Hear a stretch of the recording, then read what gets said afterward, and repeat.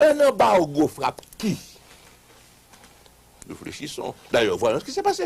Même si les gens n'avaient pas prévu, gouverner, c'est prévoir. Quand on est en politique, il faut prévoir. Nous avons prévu dès le départ. Mais ce qui nous c'est que les gens n'avaient pas reconnu, mais on voit la réalité. C'est le peuple qui souffle l'embargo.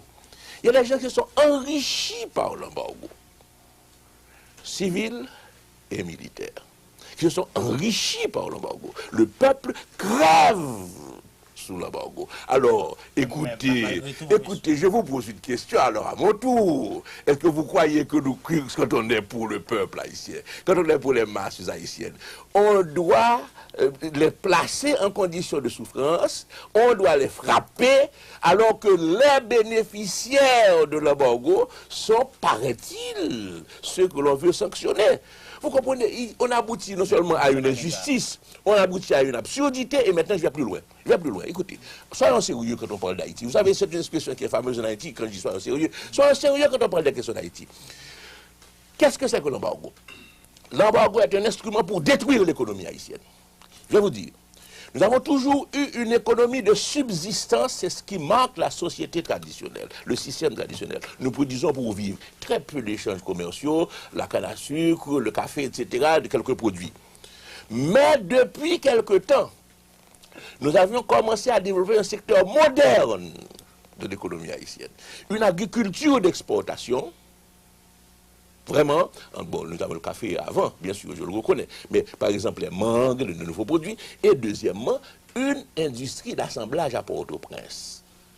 Or, l'embargo, en fermant le principal marché d'Haïti, le marché nord-américain, aux produits haïtiens, a créé un gros problème de l'agriculture, dans le secteur moderne de l'agriculture haïtienne, pas de possibilité d'exporter vers les États-Unis, normalement, et surtout a détruit le nouveau secteur industriel d'Haïti, donc à déstructurer l'économie industrielle du pays.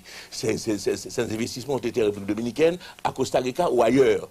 Donc, l'embargo a fait mal, pas seulement à la partie majoritaire de la population des masses, mais l'embargo a fait mal à la structure économique du pays, et nous allons prendre du temps avant de retrouver le niveau de développement économique et industriel où nous étions arrivés si péniblement et dans des conditions si mauvaises, disons-le, nous n'avions pas encore en Haïti le capitalisme moderne. Et j'insiste là-dessus.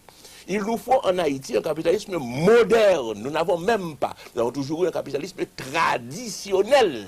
Regardez ce qui se passe au Canada. Regardez la situation des Canadiens. Nous avons beaucoup d'Haïtiens qui vivent au Canada. Mais quel système vivent-ils? Dans un capitalisme qui assure la sécurité sociale. En France, nos Haïtiens qui sont arrivés il y a déjà quelques années, quel système vivent-ils? De quoi bénéficient-ils? De la sécurité sociale. Eh bien, chez nous, on n'a pas du tout les premiers éléments de capitalisme moderne. Donc moderniser le pays, quand nous parlons de changer de système, moderniser le pays, ça signifie précisément avoir ces méthodes nouvelles, ces institutions nouvelles, ces réalisations qui se font d'abord sur le travail productif. En Haïti, on est en train de perdre l'habitude de la production. Vous ne vivez pas dans le pays.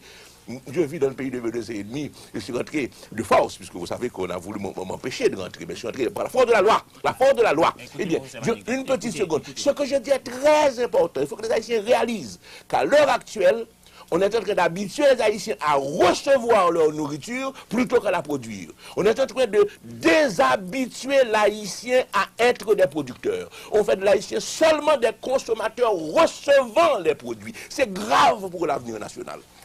C'est très grave.